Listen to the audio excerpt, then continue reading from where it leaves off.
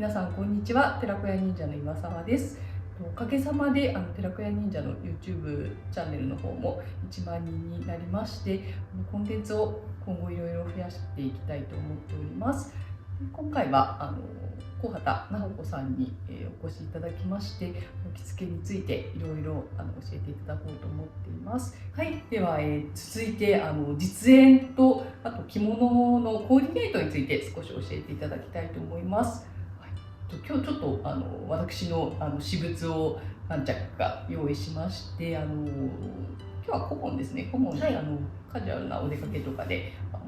顧問着られる機会が多いと思うんですけど、ちょっと顧問のコーディネートについてお伺いしていこうと思います。よろしくお願いします。お願いいたします。こちら江戸顧問なんですけれども、結構着物を着るようになって初めの頃に買ったものなんですけど、何でしたっけ、なんか行儀っていう多分柄だと思うんですけど、こちらの柄について行儀の柄について承知しました。江戸小紋の三役と言われる一つですね。なので江戸小紋ってこう遠くから見ると色無地のようにも見えますので、そこでは、紋が入ってるか入ってないかにもよるんですけども、入ってないやつですね。入ってないものですとね、カジュアルにもう着ていただけます。でもう今ですね、正式にはちょっとあれなんですけども、紋がなくても、卒業式、入学式ぐらいでしたらもう着ていただいていいと思います。江戸小紋はちょっと帯をね華やかにとかすれば、とても使い勝手のいい小紋ですね。江戸小紋は。そうですね。なんか結構帯によって、そうですね、さっきみたいに華やかなものにすれば、入学式とかそういうお祝いの席で着たりとか、あとはその黒っぽい帯とかにしたら法事とか、そういう服まではいかないですけど、ちょっとそういうちょっとかっこいいそうですね、使いやすいなんか一着持ってるといろんな用途で使えますよということであつらえたものですね。素敵です。私も江戸小紋大好きでいくつか持ってますけど、本当使いやすいですよね。そうですよね、使いやすいですよね。はい、わかりました。ありがとうございます。こちらが顧問ですね。以前に撮影で手伝っていただいた時に、海外の方に来ていただいて、ホームページとかの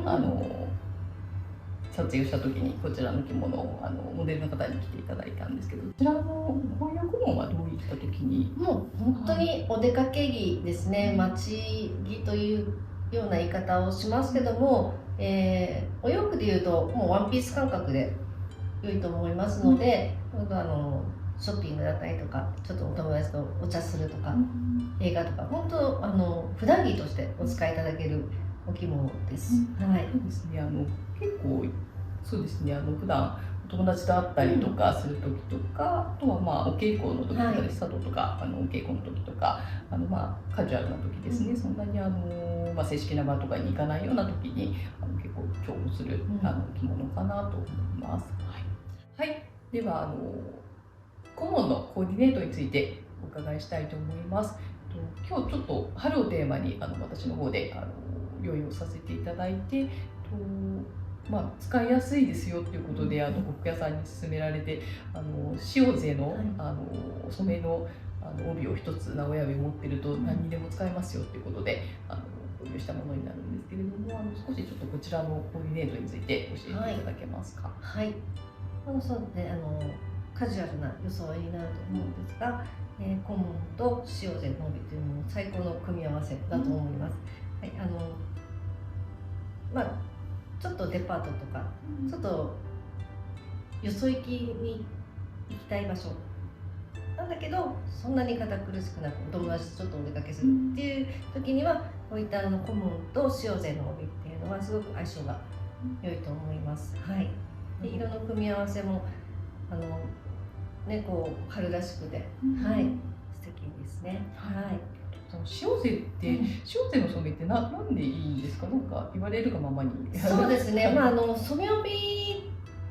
の代表格だと思うんですが、染め帯っていろいろあるんですけども、1本持っておくと本当いろいろ使えるんですね。本当着物一つに帯3つと言われることもあるぐらいなんですけども、その中でも塩瀬の帯を持っておくと本当何でもコーディネートしやすいっていうところだと思います。はい。で、締めやすいっていうのもありますね。長時間つけててもそんなに苦しくなく、いうところでは塩瀬の帯、そうですね、なんでかわからないですけど、私も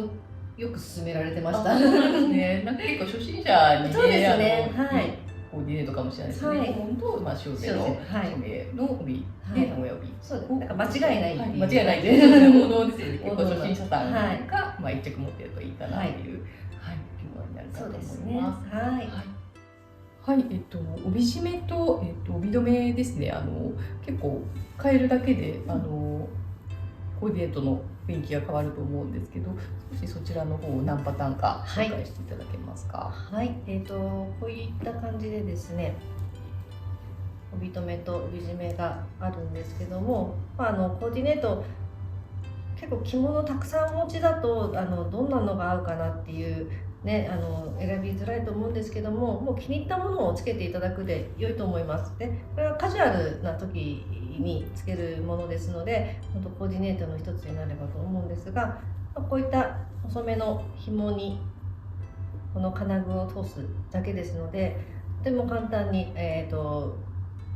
つけることができて、でコーディネートの、ちょっとワンランク上なコーディネートになると思いますので、ぜひ、お使いいただければと思います。はい、そうですね。こちらサンゴのものなんですけど、結構ね、女性はなんかサンゴとかってお守りとかになるっていう風なことで、結構若い頃にもらったのかな、確かもらったんだと思うんですけど、すごい素敵です。サンゴ人気ですよね。人気ですよね。それなんかね、取れなくもなってきてるんで、希少だと思います。で、ちょっとこういった丸いコロンとしたもの、こう浴衣の時とか、本当カジュアルな時につけていただくと綺麗かと思います。ガラスですね。ちょっと夏とか、そういう時に良いと思います。で、こちらの帯留めはブルートパーズのすごく綺麗なガラスですね。こういうのもちょっとこう先ほどご紹介した白い帯にこうつけていただくとワンポイントになってよろしいかと思います。そうですね。こちらも結構夏に重宝していて、大島の緑色の大島の柄の入った本文着とかに合わせたりよくしてるんですけど、なんかそれと合わせてるとよく褒めていただくことがあるので、そうですね。この青は本当日本の人の肌によく合うと言われているので、結構人気なお色になると思います。わかりました。では次は袋帯ですね。こちらはシャレ袋帯になるんですけれども、こちらについて少しコーディネートを教えていただければと思います。そうですね。袋帯ですとちょっと格が高い着物に合わせるっていうイメージされている方も多いと思うんですけども、顧問にも合わせられる袋帯がございまして、このようにちょっとシャレ袋帯っていうのは、普段着に使っていただける20代以降にできる帯です。で、この流し染めのすごく綺麗な帯なんですけども、結構ね、着物と帯のコーディネートがわからない時がある方多いと思うんですけども、私がですね、着物の師匠に教わったことは、着物の中の一番少ない色を、帯や小物に合わせるとコーディネートがまとまりやすいっていうふうに教わったことがありまして、まさに今着物ピンク地の、多い着物に、グレーも入ってたりしますので、そういったところではこのグレーの帯がすごく相性がよくコーディネートまとまると思います。そうですね。東京の方がね、さっきなんかワントーンコーデっておっしゃったけど、そういう感じで同系色の着物と帯と帯締め帯揚げを合わせていただいて、東京さんらしいいろんな袋帯、